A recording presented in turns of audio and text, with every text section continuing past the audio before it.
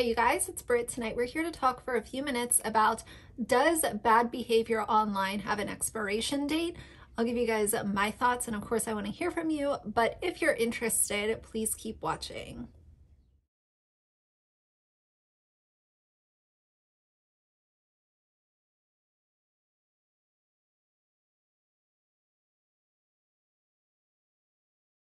All right, you guys, so as most of you know, if you're subscribers of my channel or frequent watchers, I discuss a lot of what I would consider problematic behavior online as someone who focuses a lot on commentary and giving my unsolicited opinion on public topics and YouTubers and influencers.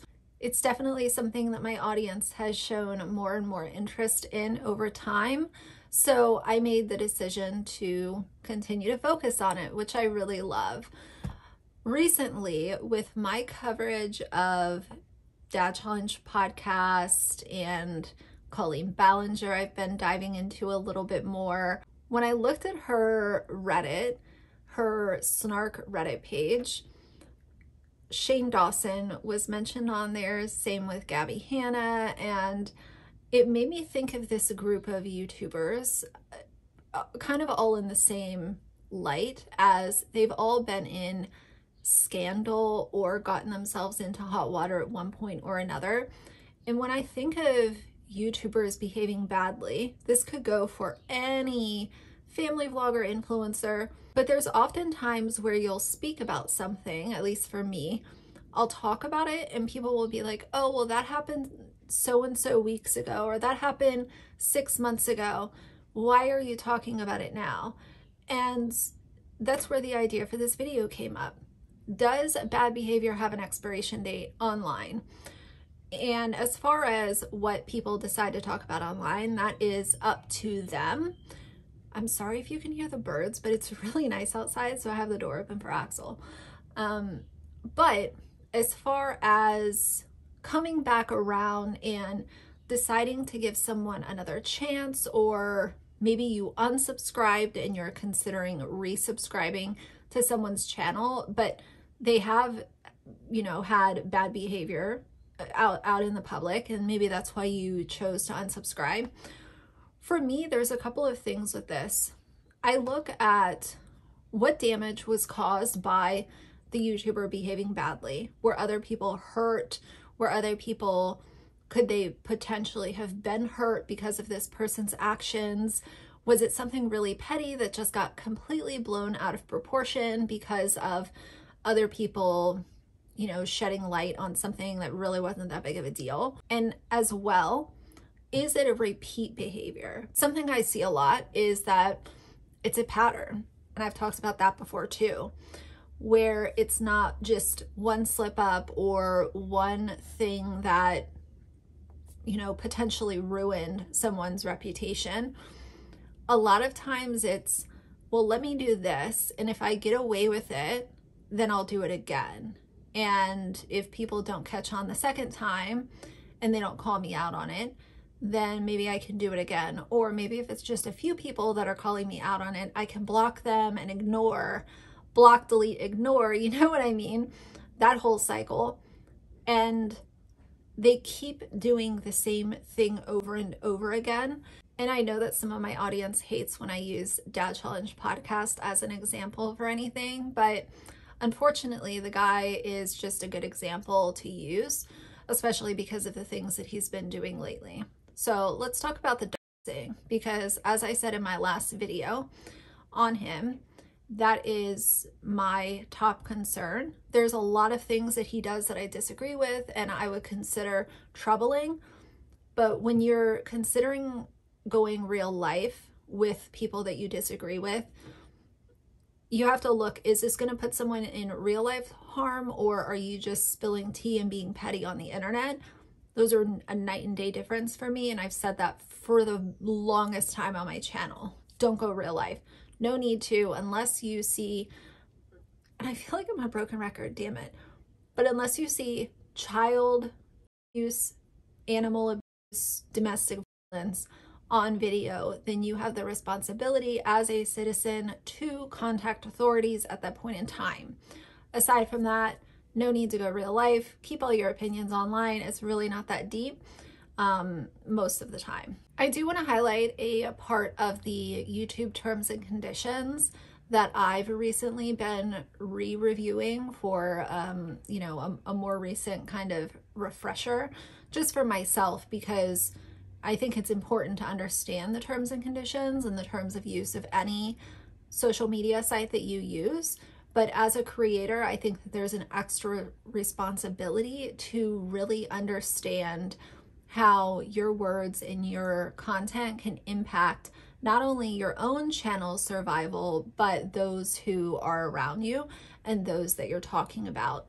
And like I said before, the doxing is something that does put people in real life harm, and that's why I've been so focused on it. And I think that someone who is willing to know for a fact that someone goes by an alias or a nickname, someone who not only would look for that information but then make it public, is a dangerous individual. And some people might say that I'm using the word dangerous in way too much of a serious form, but that's my personal opinion. There's just no need for it. I think you can really tell who's bothered and who's unbothered online by the way that they react to videos made about them or commentary made about them. Some people can, you know, maybe pay a little bit of attention to it and realize that it's just not that serious.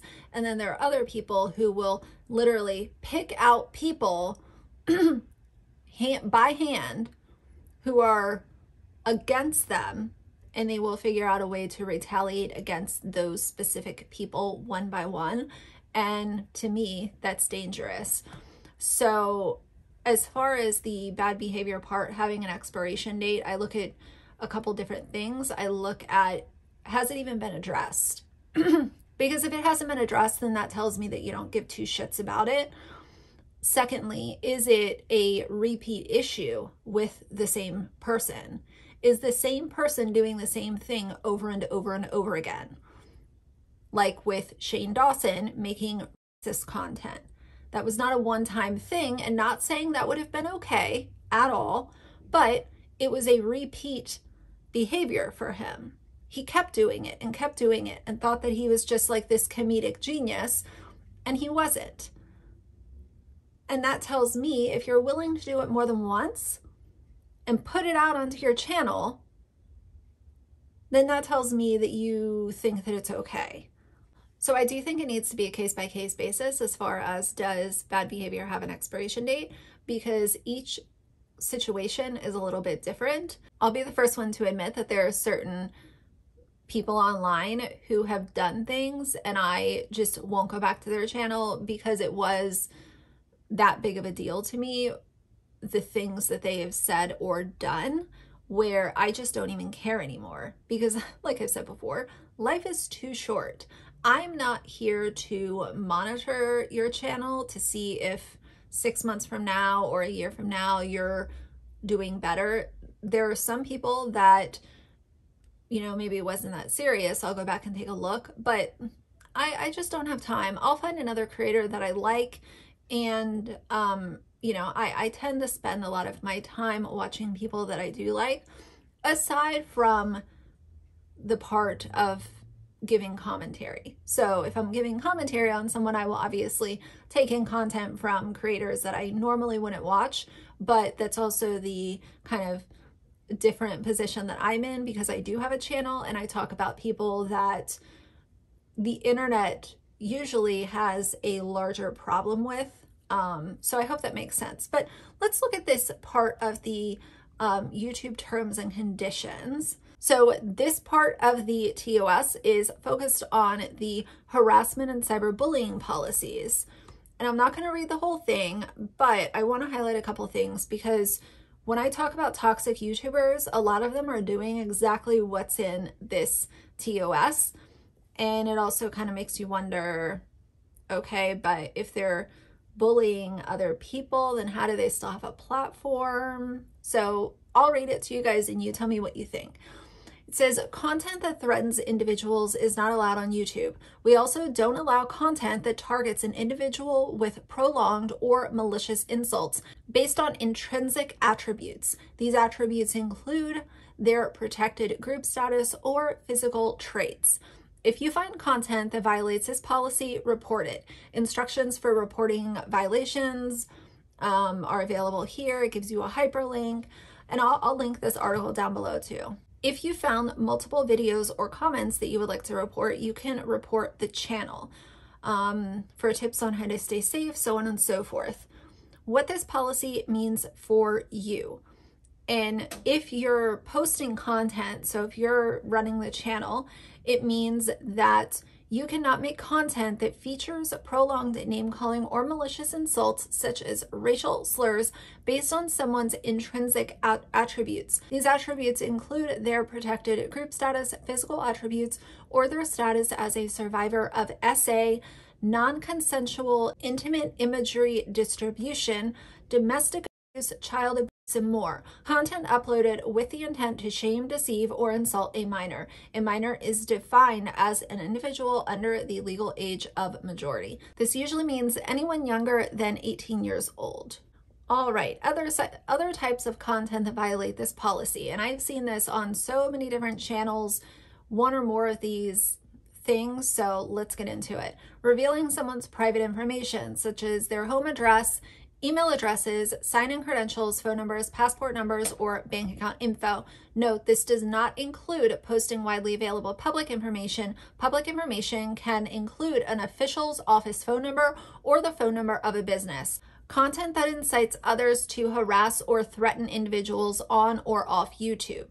Content that encourages abusive fan behavior such as dogpiling, brigading, or off-platform targeting.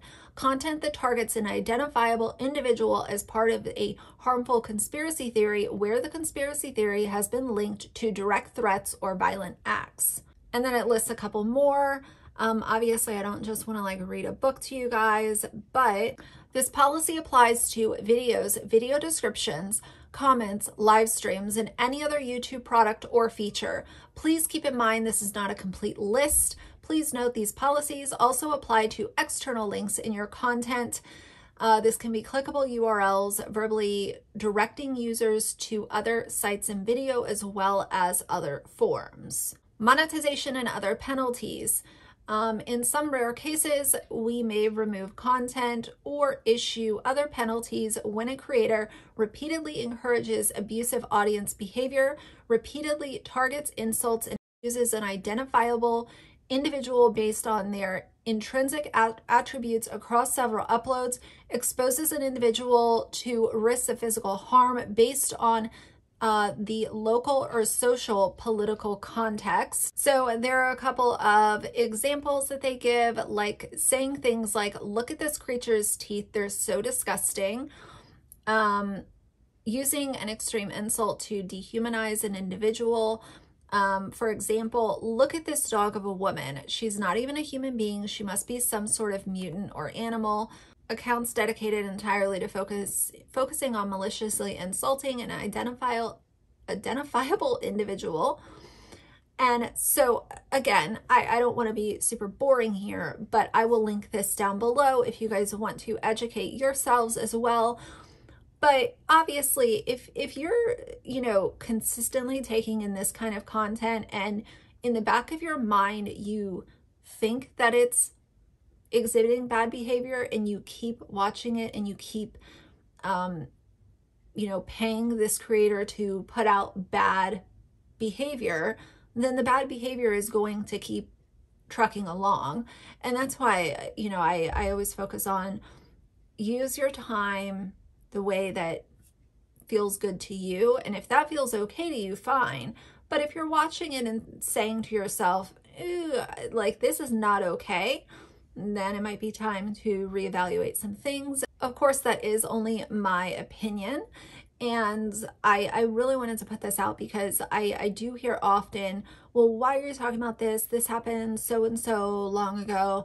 But if it's bad behavior that's not being fixed, then I think that YouTubers should talk about it. I don't think that as creators, we should be put in a box to say, oh, well, that happened 3 weeks ago, or that happened 4 months ago. Why are you talking about it now? Because if creators are not talking about bad behavior from fellow, colleagues, because at the end of the day, we are kind of like colleagues. If it's not being called out and it's being ignored because they're scared to put their opinion out onto their channel, then all that you're going to see is the trash rise to the top, and you will see these bad YouTubers continue to, just keep going and keep getting more and more popular. I said in my Colleen Ballinger video that if people would have been calling out her racist content as Miranda, if people would have really called it out and focused on it, who knows where Colleen would be today? Who knows if the Miranda character would have continued going in the direction that she went, because she continues to be inappropriate and gross and vile. And it's because people did not check her back when it first started. So that's all that I have to say for today. For now, if you like the video, please leave a like and a comment. And if you'd like to see more from me in the future, please subscribe. I'll see you guys soon. Bye.